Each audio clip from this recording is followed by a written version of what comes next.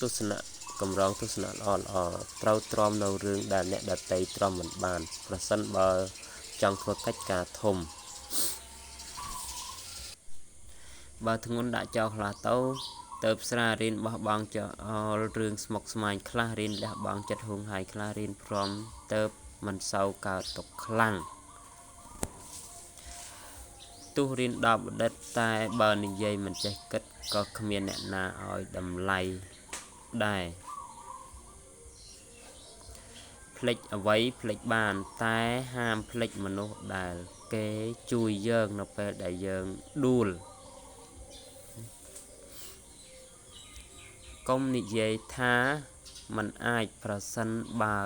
អ្នកមិនទាន់សាកអ្នកធ្វើតែងមាន